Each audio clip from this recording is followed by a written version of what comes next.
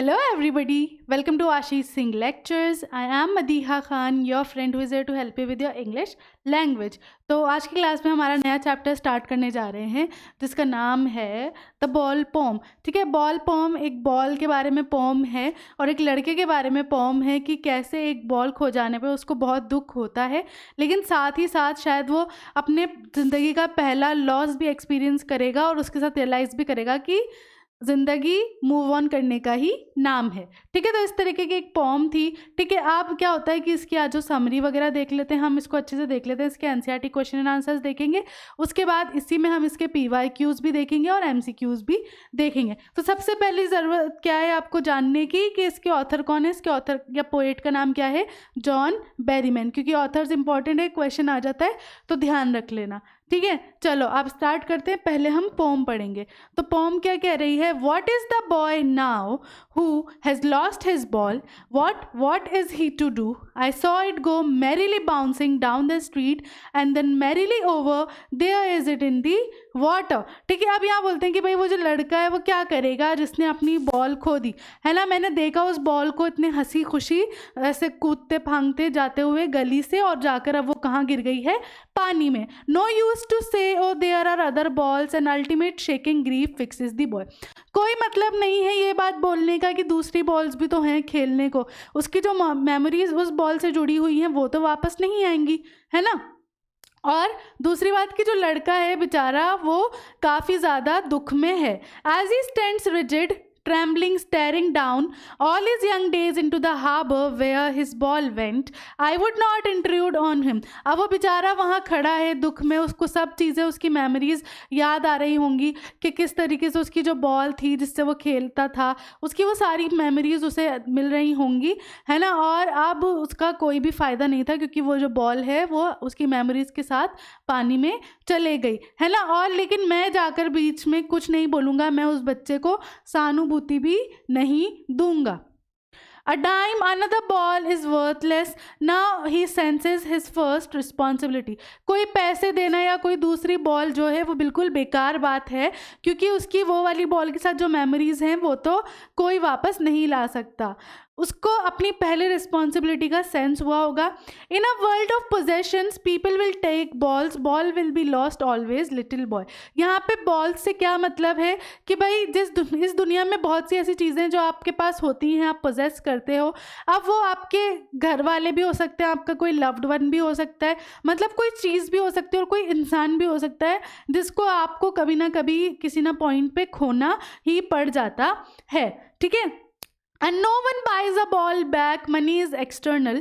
He is learning well behind his desperate eyes the epistemology of loss, how to stand up, knowing what every man must one day know and most know many days how to stand up. अब वो जो लड़का है वो ये नई चीज़ सीख रहा होगा, मूव ऑन करने की सीख रहा होगा, है ना. क्योंकि पैसों से ये चीज़ें कभी भी नहीं खरीदी जा सकती, पैसों से प्यार या आपकी इमोशंस या मेमोरीज नहीं खरीदी जा सकती. ठीक है, अब वो जो लड़का है वो अपनी इन डेस्परेट आइज़ के पीछे इन सब चीज़ों को सेंस कर रहा होगा, इनके लिए रिस्पॉन्सिबिलिटी उठा रहा होगा और उसको समझ भी पड़ी होगी कि कैसे ऐसे मुश्किल जो भी सिचुएशंस होती है उसमें खड़ा रहना पड़ता है. किसी ना किसी दिन ऐसी सिचुएशन आपके सामने आती ही है और बहुत से लोग हैं जो ऐसी सिचुएशन में रोज़ खड़े मिलते हैं.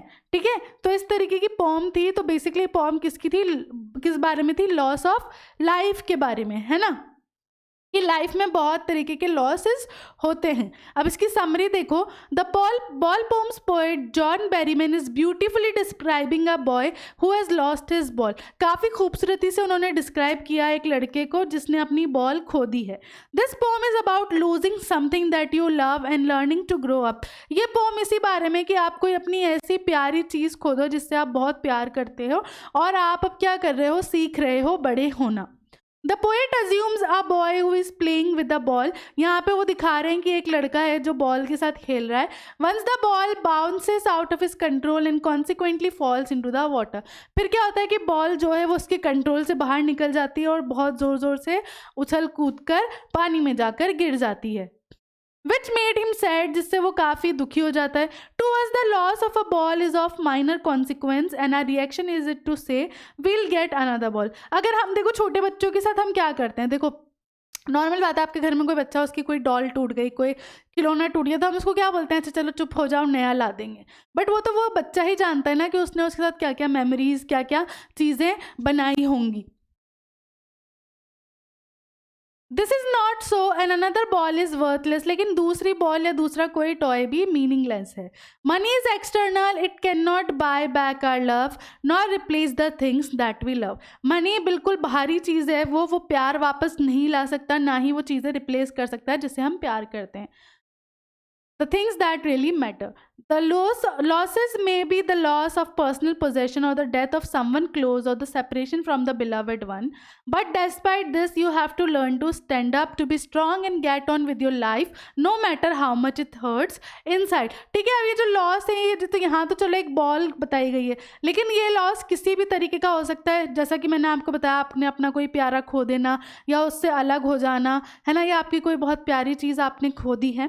तो लेकिन वो लॉसेस जो हैं उसके साथ हमें क्या सीखने को मिलता है कि हम कैसे मूव ऑन कर सकते हैं, कैसे आगे बढ़ सकते हैं और कैसे स्ट्रांग हो सकते हैं इन सिचुएशंस में। Therefore we need to learn the way for bearing those losses. इसलिए हमें कोई ना कोई ऐसा रास्ता सीखना पड़ता है जिससे हम इन चीज़ों को बर्दाश्त करना सीख लें। ठीक है, इस तरीके की समरी थी, इसका हिंदी ट्रांसलेशन भी देख लो अब। द बॉल पोम के कवि जॉन बैरीमैन एक ऐसे लड़के का खूबसूरती से वर्णन कर रहे हैं जिसने अपनी गेंद खो दी है। ये कविता उस चीज़ को खोने के बारे में है जिससे आप प्यार करते हैं और बड़ा होना सीखते हैं। कवि एक ऐसे लड़के की कल्पना करता है जो गेंद से खेल रहा है। एक बार गेंद उसके नियंत्रण से बाहर हो गई और परिणाम स्वरूप पानी में गिर गई, जिससे वह दुखी हो गया। हमारे लिए एक गेंद का खोना मामूली बात है और इस पर हमारी प्रतिक्रिया ये है कि हमें दूसरी गेंद मिल जाएगी, लेकिन एक छोटे लड़के के लिए ऐसा नहीं है। एक और गेंद बेकार है, पैसा बाहरी है, ये हमारे प्यार को वापस नहीं खरीद सकता है, ना ही उन चीज़ों को प्रतिस्थापित कर सकता है जिन्हें हम प्यार करते हैं, वे चीज़ें जो वास्तव में मायने रखती हैं। नुकसान व्यक्तिगत संपत्ति का नुकसान या किसी करीबी की मृत्यु या प्रियजन से अगलाव हो सकता है, लेकिन इसके बावजूद आपको खड़ा होना सीखना होगा, मजबूत बनना होगा और अपने जीवन के साथ आगे बढ़ना होगा, चाहे अंदर कितना भी दर्द हो। इसीलिए हमें उन नुकसानों को सहने का तरीका सीखने की ज़रूरत है। तो ये उसी का हिंदी ट्रांसलेशन है जो समरी मैंने आपको भी इंग्लिश में पढ़ाई है।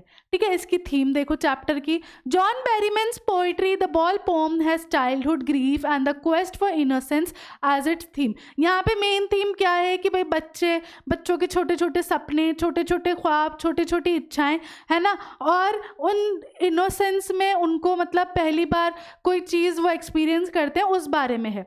The poem expresses the speaker's nostalgia for those carefree innocent days when he or she used to play with the ball.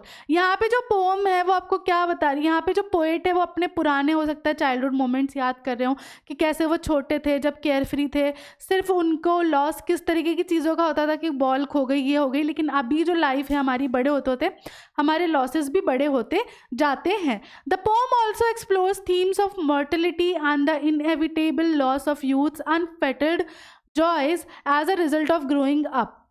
ये पोम इस बात पे भी रोशनी डालती है कि भाई आप बहुत सारी चीज़ों का लॉस हो जाता है आपको जब आप बड़े होते जाते हो।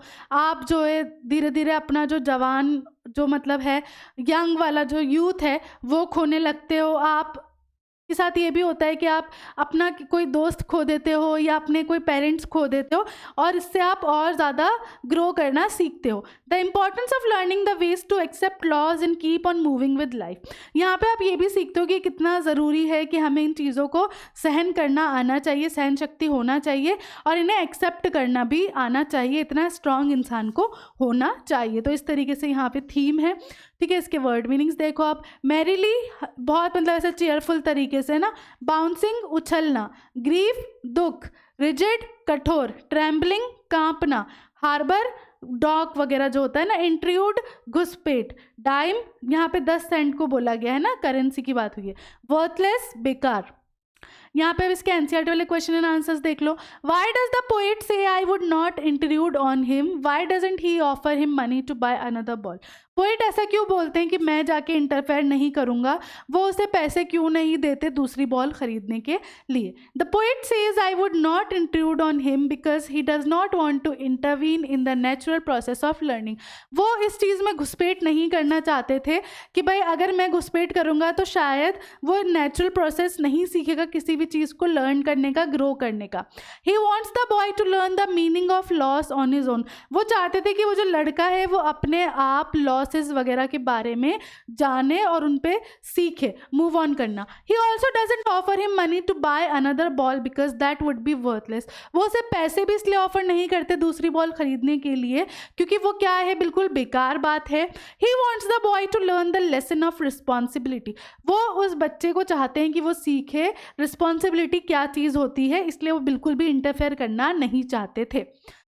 Staring down all his young days into the harbor where his ball went. Do you think the boy has had the ball for a long time? Is it linked to the memories of days when he played with it? तो यहाँ एक line लिखी गई है pome में, तो आपको क्या लगता है कि उस बच्चे के पास ये बॉल कितने टाइम से थी और क्या इसके साथ उसकी कोई मेमोरीज हैं? तो yes, the boy has had the ball for a long time. हाँ, उसके पास बॉल काफ़ी लंबे समय से है। When it bounced into the water, all his memories of the days of childhood flashed in front of him. जैसे ही वो ball उसकी पानी में जाके गिर जाती है, उसकी जितनी भी अच्छी बचपन की मेमोरीज थी उस बॉल के साथ, उसे वो सारी अपनी आंखों के सामने नजर आने लगती हैं। This led to a realization that those moments would not come back. इस चीज़ से उसको ये रियलाइज़ होता है कि उसकी जो सारी मेमोरीज हैं वो कभी भी वापस अब नहीं आएंगी। He can buy new balls and similarly create new moments, but those that are gone would not return. वो और बॉल्स खरीद सकता है, नई मेमोरीज बना सकता है, लेकिन उस पर्टिकुलर बॉल के साथ उसकी जो पर्टिकुलर मेमोरीज थी वो अब कभी वापस नहीं आ सकती थी। इस तरीके से आप आंसर करना। What does in the world of possession mean? जो ये लिखा गया है पोम में, in the world of possession, इसका क्या मतलब है? तो in the world of possession means that the world is full of materialistic things. ठीक है, पूरी दुनिया में आपके पास बहुत सारी materialistic things होंगी। materialistic things जो आप पैसों से खरीद सकते हो, ऐसी चीज़ें। The poet suggests that losing a ball, which is a very small thing, would make the boy understand what it is like to lose something that one possessed. ठीक है, एक ऐसी छोटी सी चीज़ होना इतनी छोटी उम्र में उस बच्चे को ये चीज़ रियलाइज़ कराएगी, उसकी रिस्पॉन्सिबिलिटी बताएगी कि कैसा होता है कोई चीज़ का लॉस होना और फिर उसे एक्सेप्ट करना कितना अच्छा फीलिंग देता है, आपको कितना स्ट्रॉन्ग फील कराता है। Do you think the boy has lost anything earlier? Pick out the words that suggest the answer. क्या आपको लगता है कि बच्चे ने इससे पहले अपना कुछ खोया था? ऐसी कौन सी लाइन्स हैं इस पोम में जो आपका आंसर सजेस्ट कर रही हैं? तो no, it seems that the boy had not lost anything earlier. तो ऐसा नहीं दिख रहा है कहीं भी कि इससे पहले उसने अपना कुछ खोया है। क्यों? क्योंकि लाइन ये वाली थी, he senses first responsibility, है ना। यहाँ पे बोला गया था कि उसने अपनी पहली responsibility in the world of possession में सेंस की थी, मतलब ये पहली बार हुआ था। तो ऑब्वियसली इससे पहले जब उसने रिस्पॉन्सिबिलिटी फील नहीं करी तो इसका मतलब उसने क्या नहीं किया, कभी कोई चीज़ ऐसी खोई भी नहीं होगी। What does the poet say? The boy is learning from the loss of the ball. Try to explain this in your own words. ठीक है, पोएट जो ये बात बोलते हैं कि बॉय जो है वो सीख रहा है, इस बॉल से ही सीख रहा है अपने लॉस के बारे में, इसको एक्सप्लेन करना है। So the poet says that the boy is learning to cope up with the loss of the ball. He is experiencing grief and learning to grow up in this world of possession. वो पहले तो थोड़ा obviously दुख experience कर रहा है, उसके बाद वो सीख रहा है कि कैसे हम ग्रो अप करते हैं, इन चीज़ों से मूव ऑन करते हैं।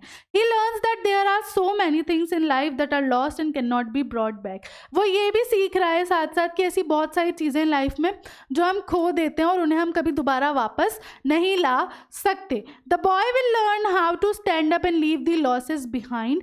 ठीक है, लड़के को जो है ये चीज़ें समझ आएंगी कि कैसे हम स्ट्रॉन्ग खड़े हो सकते हैं और इन चीज़ों को पीछे छोड़ सकते हैं। As he would have understood the true meaning and nature of loss. क्योंकि अब वो जो है समझ चुका होगा कि किस तरीके से जो है लॉस होता है और उसके आगे हमें क्या करना पड़ता है उसे एक्सेप्ट करने के लिए और उसे ओवरकम करने के लिए। ठीक है, इस तरीके से आपको अपना आंसर देना है।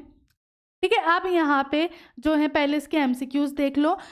Who is the poet of the ball poem? Ball poem के पोएट कौन है? जैसा कि मैंने आपको बताया, John Berryman. What is the boy playing with?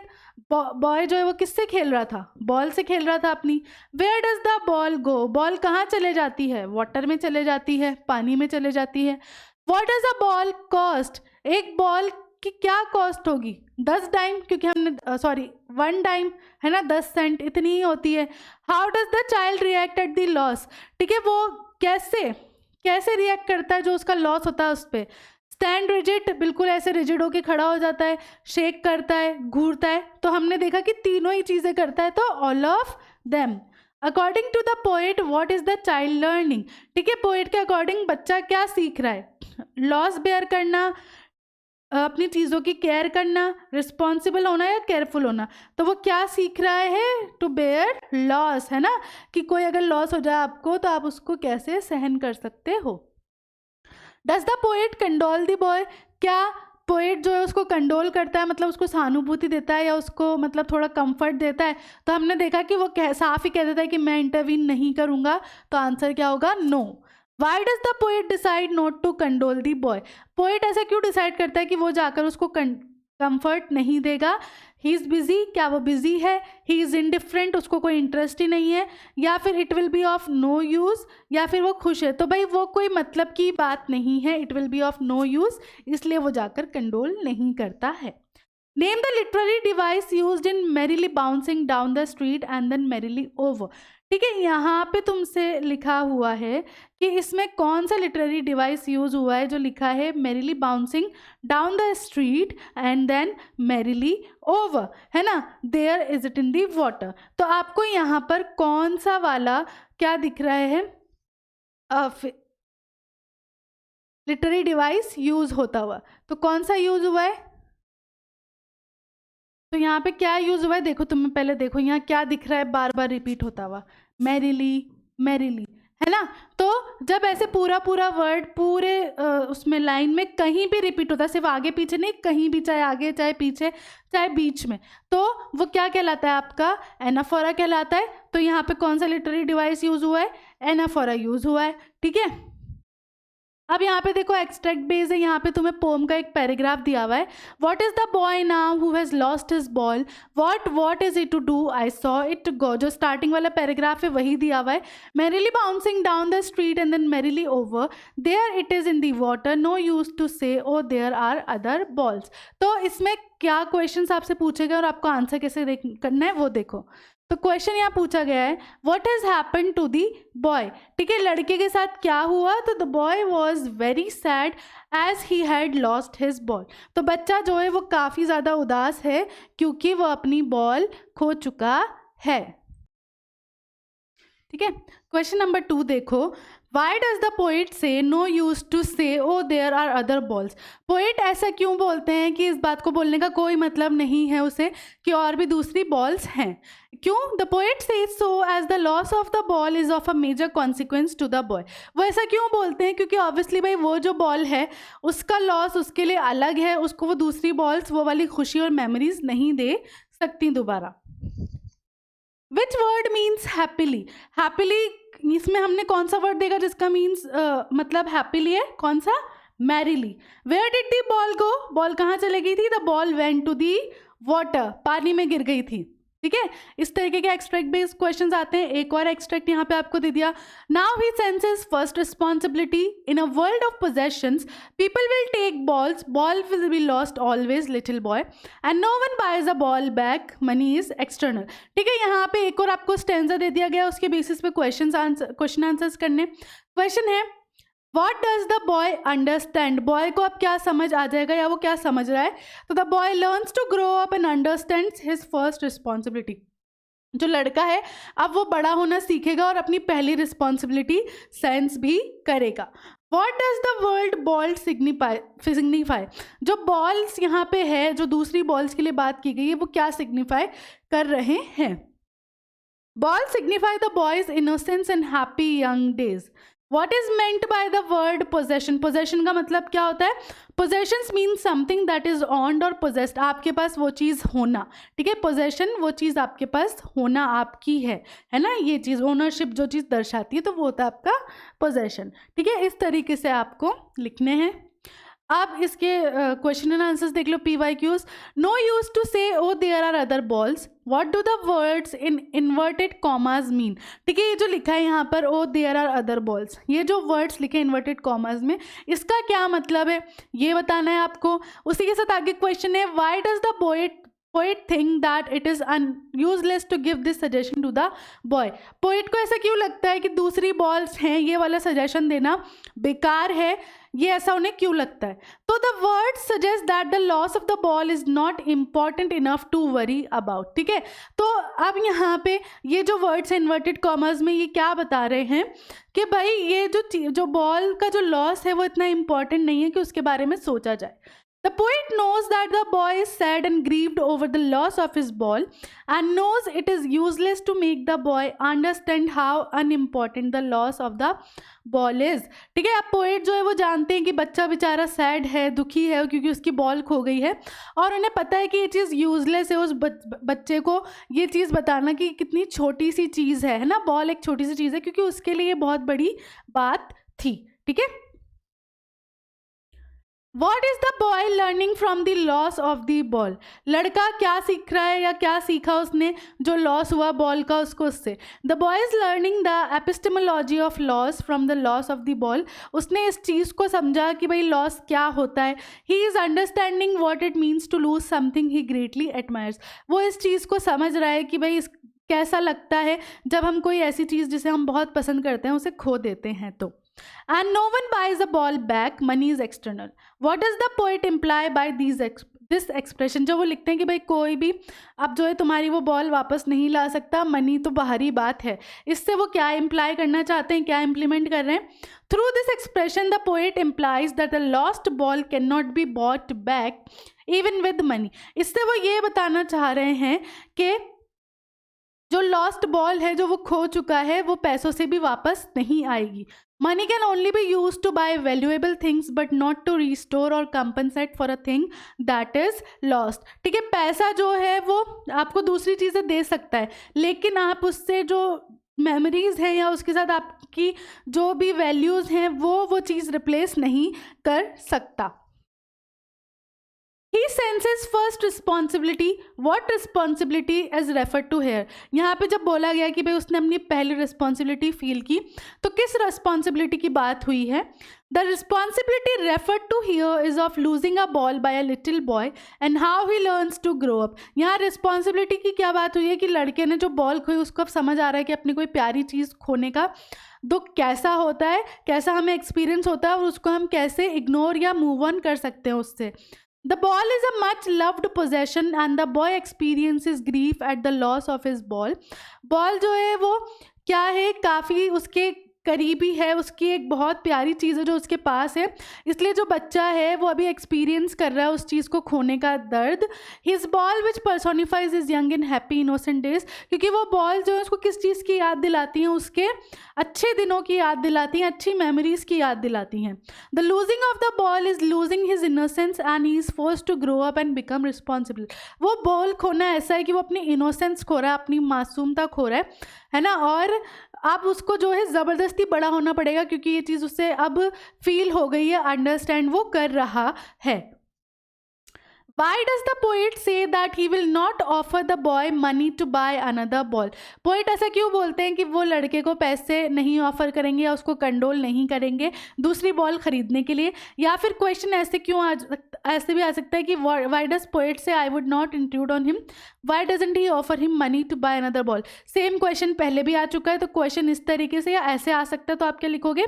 The poet says that he will not offer the boy money to buy another ball because balls are anyway worthless and also because he wants the boy to understand what it means and how it feels to lose something. आप वो वाला answer भी लिख सकते हो जो मैंने पहले इसके बताया था, ये वाला जब क्वेश्चन आया था आपके पास, ठीक है। उसके अलावा आप आंसर ऐसे भी लिख सकते हो कि वो इसलिए पैसे ऑफर नहीं कर रहे क्योंकि व्यर्थ है दूसरी बॉल ला के देना, और वो इंट्रूड भी इसलिए नहीं करना चाहते क्योंकि वो चाहते हैं कि बच्चा इस बात को समझे कि कैसा होता है किसी चीज़ को खोना, और अब उसमें वो सेंस ऑफ रिस्पॉन्सिबिलिटी भी आनी चाहिए। Should the boy be allowed to grieve for his ball? क्या बच्चे को रोने देना चाहिए या दुखी होने देना चाहिए उसकी बॉल के लॉस के लिए?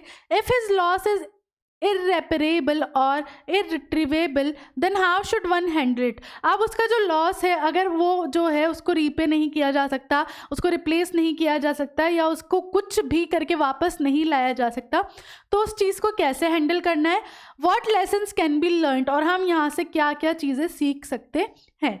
तो yes, the child should be permitted to mourn the loss of his ball because he owned it for a very long period. तो हाँ, उस बच्चे को उस चीज़ के लिए दुखी होने देना चाहिए क्योंकि उसकी काफ़ी सारी मेमोरीज हैं उस बॉल से, क्योंकि वो काफ़ी टाइम से उसके पास थी। He had a lot of distant memories from his early years associated with it. Furthermore, one should not interrupt or bother someone who is struggling to deal with their grief on their own. दूसरी बात ये है कि ऐसे किसी बंदे को आपको परेशान या बीच में इंटरवीन नहीं करना चाहिए जो खुद कोशिश कर रहा हो चीज़ों से उभरने की, ठीक है। someone who is struggling to deal with their grief on their own because doing so could cause them to lose their train of thought and become agitated. One should have self consolation and self understanding in order to bear the loss. हमारे खुद के अंदर ये चीज़ होना चाहिए कि हम खुद को समझ सके, कंसोल कर सके, है ना, खुद को खुद कंफर्ट दे सके, समझा सके कि नहीं, you have to be strong, life जो है वो मूव ऑन करने का ही नाम है ना। Self realization and understanding are more effective and lasting than when it is done by an external agency or a person. जब आप खुद चीज़ें रियलाइज़ करते हो, खुद को खुद समझने की कोशिश करते हो ना, तो वो ज़्यादा अच्छा इम्पैक्ट डालती है रादर देन कि कोई दूसरा पर्सन आपकी मदद करे उस चीज़ से निकलने में।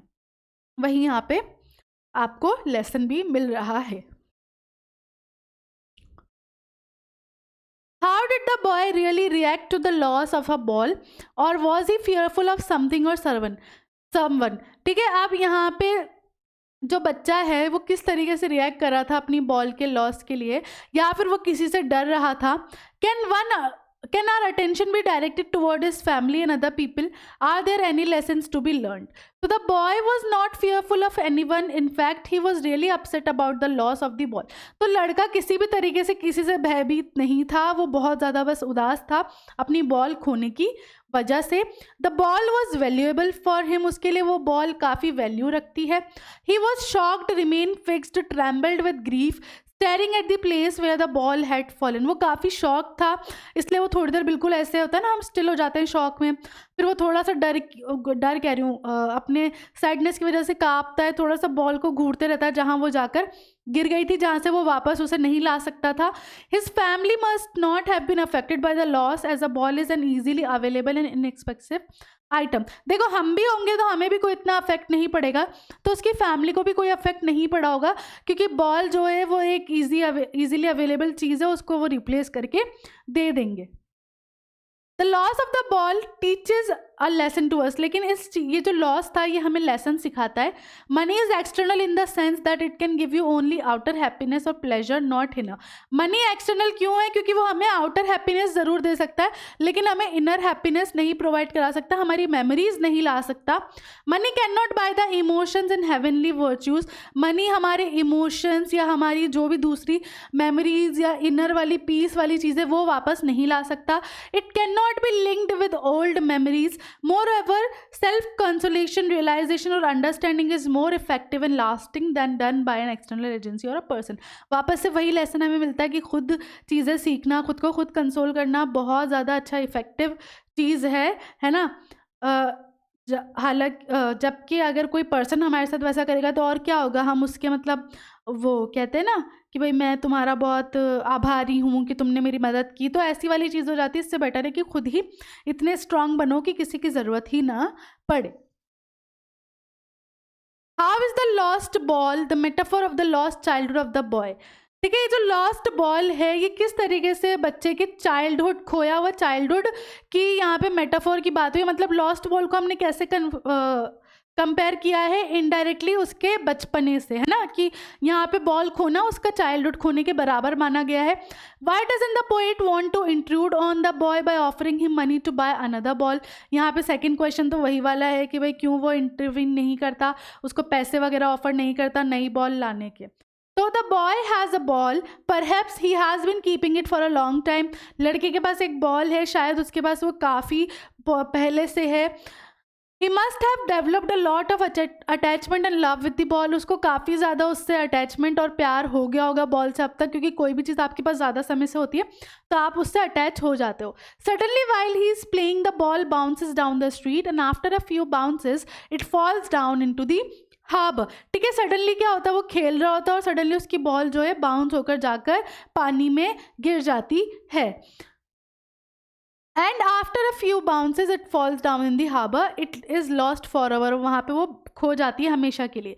The boy stands there shocked and fixed to the ground. He constantly goes on staring at the spot where his ball fell down into the water. अब लड़का बेचारा शॉक हो जाता है, उदास होने की वजह से वो बार बार वहीं देख रहा होता है कि उसकी बॉल उसको शायद दिख जाए या मिल जाए जहाँ उसकी बॉल खोई थी। Outwardly the loss seem to be quite small. हमें ऐसा लगता है कि लॉस काफ़ी छोटा था। The boy seems to be making a fuss over the loss. Many boys have lost such balls and will lose so in future. A new ball can be easily bought in a time. तो जो बड़े लोग हैं वो ये सोचेंगे कि बच्चा क्यों इतने नखरे दिखा रहा है इतनी सी एक बॉल के पीछे। बहुत से बच्चे हैं जिन्होंने अपनी बॉल्स खोई हैं, एक नई बॉल ला देंगे, सब ठीक हो जाएगा। The metaphor of the lost ball is beautifully link to the loss of sweet childhood. बहुत खूबसूरती से दोनों चीज़ों को लिंक किया गया है। No amount of money can buy the ball back that has been lost for ever. कितने भी पैसे, कितनी भी बॉल्स तुम लाकर दे दो, वो वाली बॉल जो जिसके साथ उसकी पर्टिकुलर मेमोरीज हैं वो तुम वापस नहीं लाकर दे सकते। Similarly no worldly wealth can buy back the lost childhood. और वैसे ही कितना भी तुम संपत्ति, कितने भी पैसे कमा लो, तुम्हारा खोया हुआ बचपन तुम्हें दोबारा नहीं मिल सकता। The poet doesn't want to sermonize on this issue. The boy himself has to learn epistemology or the nature of the loss. He has to move ahead in life, forgetting all the losses he had suffered in the past. तो यहाँ पे जो poet है वो कह रहे हैं कि भाई वो इंट्रूड नहीं करना चाहते थे। वो चाहते थे कि लड़का खुद से ही रियलाइज़ करे, खुद को खुद कंसोल करे और खुद ही चीज़ें सीखे, ताकि ये चीज़ उसको आगे जाके स्ट्रॉन्ग बनाएगी। ठीक है, इस तरीके से यहाँ पे आपको लिखना है। इसी के साथ ये वाला जो चैप्टर है वो हम यहाँ फिनिश करेंगे। ठीक है, नेक्स्ट चैप्टर की बात करेंगे। तो आज की क्लास यहाँ फिनिश करते हैं, मिलते हैं नेक्स्ट क्लास में। तब तक के लिए this is Madiha Khan signing off right now. Bye bye and have a nice day.